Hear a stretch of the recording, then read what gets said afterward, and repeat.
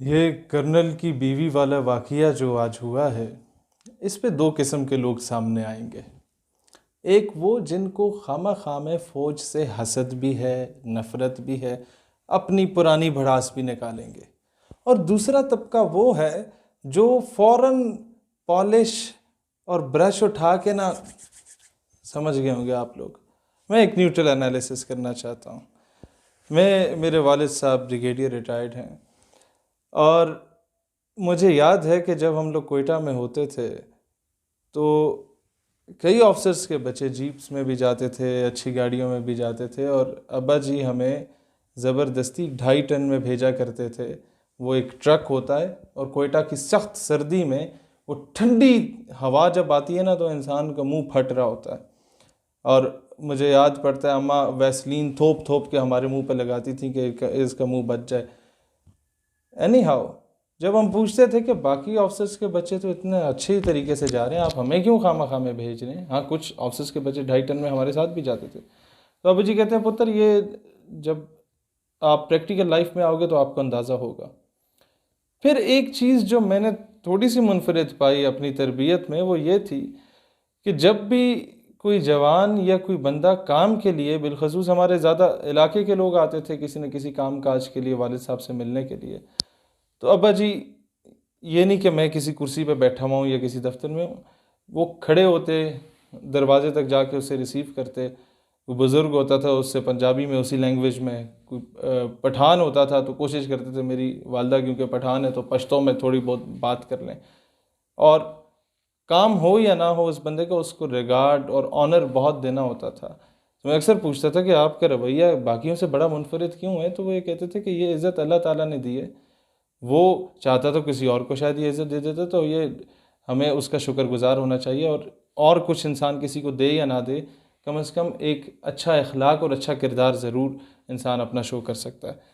Number 3 जो चीज़ मैंने देखी तमाम ऑफिसर्स के बच्चों में, मेजॉरिटी में 70 to 80% में, चाहे वो किसी भी महकमे के हों, किसी वज़ीर के बेटे हों, बड़े बिजनेसमैन के बच्चे हों, they are mostly found in shisha clubs, या वो किसी गर्ल्स कॉलेज के सामने जाके नंबर बांट रहे होते हैं। और ये एक साइकी है हमारी कौम की कि अगर कोई कर्नल साहब हैं तो उसकी बेगम और बच्चे जनरल बन के फिर रहे होंगे खामखा में। स्कूल में भी तड़ी दिखाएंगे सबको, कॉलेज में भी तड़ी दिखाएंगे सबको, हम जी फलाने के पुत्र हैं। और अगर कोई वज़ीर का बेटा है तो वो ख़ुद को वज़ीर आज़म समझ रहा होगा खुद ही। और ये नौकर चाकर वाला जो इन्हें, क्योंकि 5-6 उंगलियां घी में होती हैं और सर कढ़ाई में होता है, हम लोगों ने सारी चीज़ें देखी। मुझे अब भी याद है कि जब मैं स्टूडेंट पॉलिटिक्स में कारकुन के लेवल से थोड़ा ऊपर गया और लीडरशिप में आया, वफाकी उर्दू यूनिवर्सिटी में मेरा इस्तकबाल हुआ, तो 5 मिनट नारे लगते रहे और बड़ा इस्तकबाल। मैं सबको जनाब बहुत शुक्रिया बहुत शुक्रिया बहुत शुक्रिया करता हुआ जब एंटर हुआ यूनिवर्सिटी में, तो मैं तो अपने अंदर बड़ा लीडर बन चुका था, नया नया दौर था। अगले दिन, उन दिनों इस तरह होता था कि अब्बा जी को ड्राइवर चाचा छोड़ने जाते थे दफ्तर, तो साथ ही उसके बाद हमें अब्बा जी के साथ हम जाते थे और साथ हम यूनिवर्सिटी में ड्रॉप हो जाते थे। तो अगले दिन, क्योंकि पिछले दिन सब ने बड़ा जनाब सलाम किया, मैं बड़ा इस्तकबाल हुआ, मैं कहा जी क्या बात है। What happened on the very next day, जब अब्बा जी दफ्तर गए ना, तो मैं ड्राइवर चाचा के साथ आगे बैठता था, अफसर अमूमन पीछे बैठते हैं, अब्बा जी पीछे बैठे हुए। तो यूनिट में दाखिल हुए तो एक सलूट पड़ता है।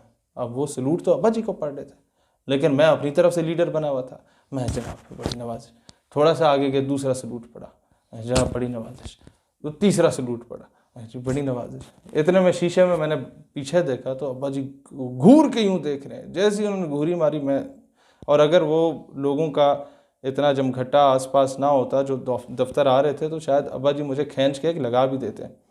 और वक्त पे मुझे अब भी याद है कि बचपन में अक्सर हम उनके दफ्तर जाते थे तो वो टी ब्रेक बड़े मज़े की होती थी, उस लालच में हम चले जाते थे। तो अब्बा जी अक्सर माइंड करते थे कि पुत्र पहले इस मकाम पे पहुंचो फिर।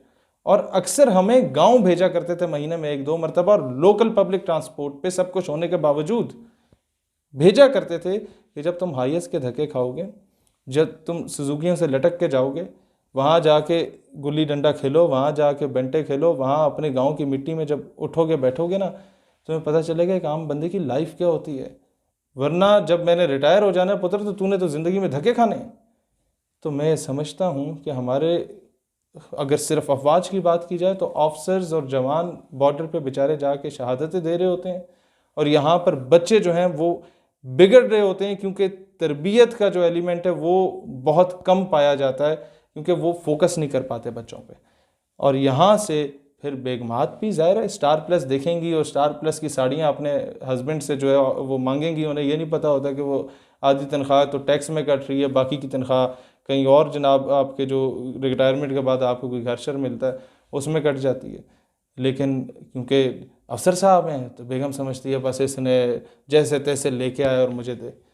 तो इसीलिए जब वक्त पे चेक एंड बैलेंस नहीं रखा जाता घर वालों पे, आपने जब भी देखा है बहुत अच्छे अच्छे ऑफिसर्स बेचारे बदनाम हुए हैं तो अपने घर वालों की वजह से बदनाम हुए हैं। उन ऑफिसर्स की सिंसेरिटी पे शक नहीं किया जा सकता, लेकिन जब एक गलती उनकी लाजमी रह जाती है, घर वालों को खींच के नहीं रखते। जिस तरह अब्बा जी ने खींच के रखा है ना, तो हमें आप मदरसे में छोड़ें 1 महीने के लिए, वहाँ की दाल साग खाएंगे, खुश रहेंगे जनाब।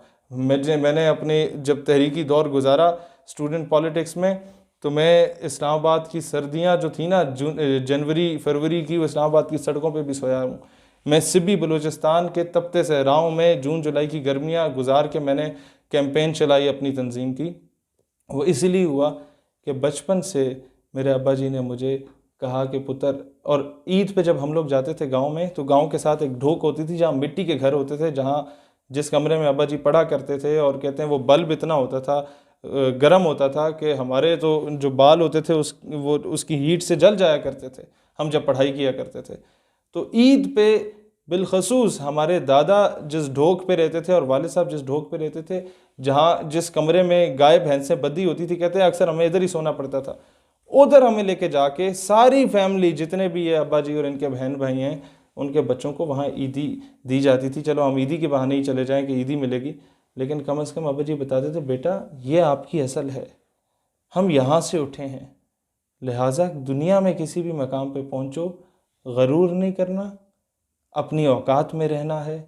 और यही पैगाम जो अब्बा जी मुझे कहते थे, मैं किसी का उस मर्तबे पे तो नहीं हूँ, लेकिन यही पैगाम देना चाहूँगा कि one should remain in his and her limits.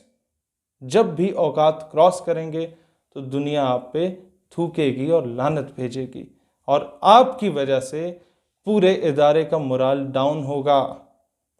इसीलिए मैं कौम से भी कहता हूँ, रिक्वेस्ट करता हूँ, अफवाज पाकिस्तान का मोराल हाई रखें, और ये भी कहता हूँ कानून नाफिज करने वाले इदारों से कि इस औरत ने जो हरकत की, वो जो बेचारा वहाँ पर पुलिस का बंदा था या कोई सूबेदार साहब थे, उनके साथ जो बदतमीज़ी की, उनको कड़ी से कड़ी सज़ा उस खातून को मिलनी चाहिए। और अगर ये सज़ा नहीं मिलती या माफ़ीनामा FIR के साथ अटैच कर दिया जाता है और प्रेशराइज़ करके वो माफ़ी कबूल कर लेता है, तो फिर ये रवायत बरकरार रहती है। लिहाजा समझदार के लिए इशारा काफ़ी। अल्लाह इस्लाम और पाकिस्तान का हामी नासिर, और पाकिस्तान हमेशा जिंदाबाद।